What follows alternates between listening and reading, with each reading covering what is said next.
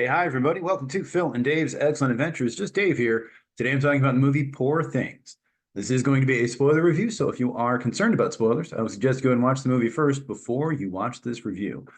Poor Things is Yorgos Lanthimos' latest movie. It's kind of a retelling of Frankenstein, I suppose, but with a woman, and it's based on a book. Basically, in the movie, a woman dies, kills herself while she's pregnant.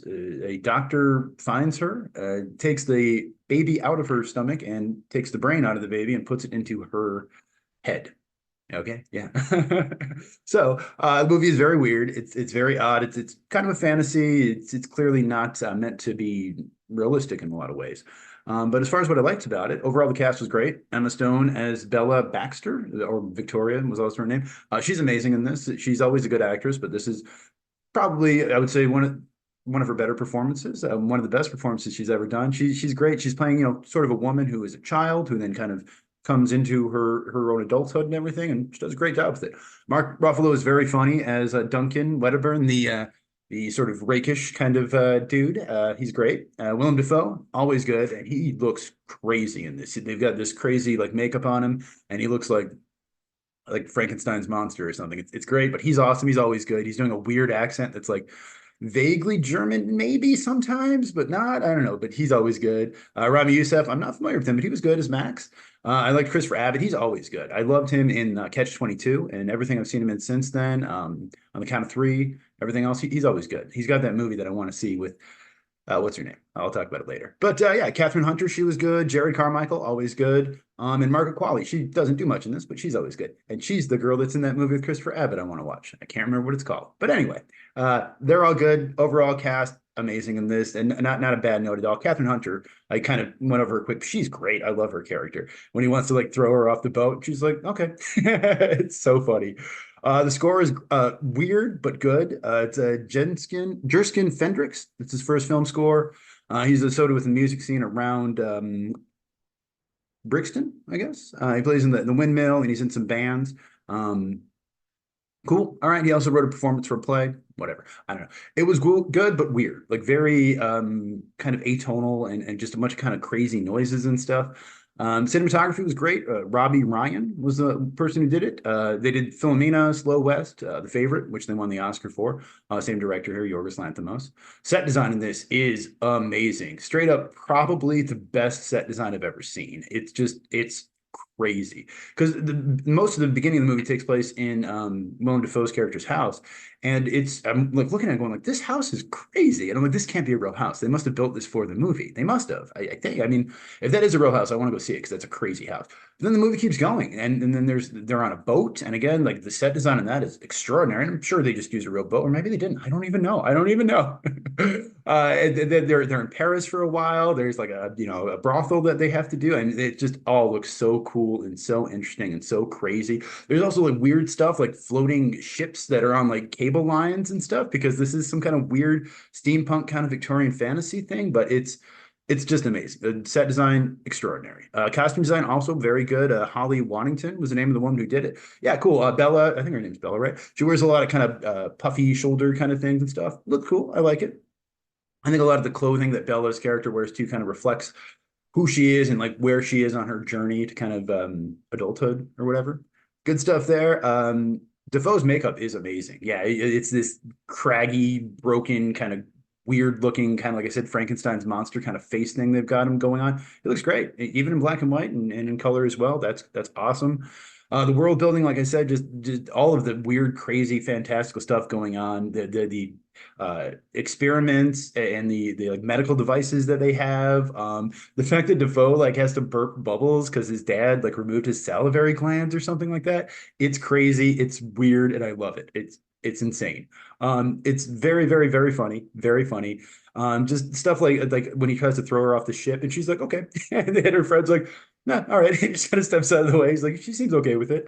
So funny. The part where Emma Stone's talking about how she just spits out the food. She's like, it's disgusting. I didn't want it in my mouth. And the woman's like, yeah, I've said the same thing or whatever. Like it's so funny and so weird and just so crazy.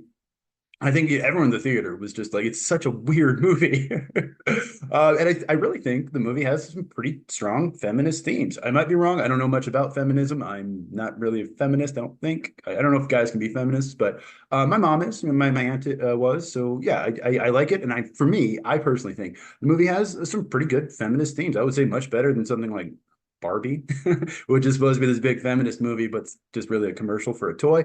This is, in my opinion at least, has some pretty strong feminist themes. I'm sure a lot of people would disagree with me on that, though. I'll talk about that more later. As far as what I disliked about it, Mark Ruffalo is very funny, and I like him in this, but he's maybe a little over the top for me. And I realize the character does have to be played over the top because he's such a ridiculous character. And if you didn't play him that way, then people would probably hate you. But for me, there was just a couple times where he was just maybe a little too quirky with it, where I'm like, all right, dial it back, Ruffalo. I think like he kind of does like a funny walk or something, and I'm just like, do we? Okay, all right. Um, I think the movie is a little too long. It's over 2 hours, and it definitely feels it. But an engaging movie and a good story. But yeah, maybe could have used a little bit more editing in there. There is some very weird cinematography, especially in the beginning. They do this like fisheye lens type stuff, which I'm sure is done intentionally. So whatever to show what it's like for her as she's younger, or whatever. The movie starts out in black and white and then turns to color when she has sex. Okay, that's fine. I guess I don't understand why it turned when she had sex as opposed to when she started. Oh yeah, by the way, mom or anybody who's watching this, you don't need to watch this review. This is a weird movie. Thanks for watching. You're good. So yeah, in the movie, she discovers masturbation and she's all about it, and it's very funny. And she tries to like do it to the maid, and the maid's like, "What are you doing?" You know. But yeah, I guess I don't understand why she didn't turn to color when she started masturbating. I guess I don't really understand the functional difference between sex and masturbation, but maybe that's why I'm single. But no, it's very weird. And then yeah, the aspect ratio, which I didn't really notice, but like at some point I'm watching the movie and I'm like, wait, it's not taking up the whole screen. Like there's black bars on the side. Like why? Why did you do that? Why don't you use the whole screen? I don't understand. And I'm sure filmmakers have reasons for doing the things they do, and I honestly don't even know much about aspect ratios or how they work. But yeah, just to me, I'm always a little like, why aren't you filling the screen? I don't understand. Is it my theater that I'm watching it at? Should they have a different setup, or I mean, what's going on there? Hmm. So yeah, I will say too, I do think in some ways you could say this movie is vaguely pornographic. There is a lot of sex, there's a lot of nudity. What's her name? Emma Stone bears it all, and she shows it all, and people really appreciate that, I think, or at least they always say it's brave and fearless. Whenever they say a woman's performance is fearless, they mean she got naked a lot. And it wins you Oscars. The Academy is a bunch of old pervs, so they like voting for nudity. So it makes sense. But yeah, I would say you could almost argue the movie itself is like a porn and kind of has the plot of a porn. It's like a woman discovering her sexuality. It's Debbie Does Dallas or Deep Throat. I've never seen those movies, so I don't know. Yeah, actually know if that's what those are about, but it's what I imagine those to be about. And I'm sure there's probably a bunch of anime with very similar kind of plots because that's something I've heard of at least in anime, kind of infantilization of women. And there's an issue of that too, with the fact that her character is a child. At least in the beginning of the movie, she's essentially a baby, and I don't know, she's kind of sexualized, certainly by Mark Ruffalo's character and by others as well. So I can definitely see how. That would be problematic and would be an issue for some people, but I'm sure there's people out there who that's a fetish for them as well, which is not okay. But so, movie is directed by Yorgos Lanthimos. He did The Lobster and The Favorite. Screenplay was by Tony McNamara. McNamara? No, McNamara. I said it right the first time. He did The Favorite as well, Cruella, and he worked on the TV show The Great. Um, Good stuff. Good script. Based on a book called Poor Things by Alasdair Gray. All right, I have not read the book. I don't know how close it sticks to it. From what I understand, it's reasonably close. I want to say the guy who wrote it died, but either way, I think Emma Stone and Yorgos started talking about working on this while they were doing The Favorite together, and yeah, and she's a producer on this as well. So I don't think she was being exploited or being treated unfairly. As far as I understand, she was fully game for this and chose to do it. Budget on this one, 35 million, which again, it's just the set design alone is so damn good. I don't know how they did that. I guess these are real places. I don't even know. I got to figure it out, but it's amazing that they managed to make this for 35 million. Such a relatively small budget for just what you see, what you get.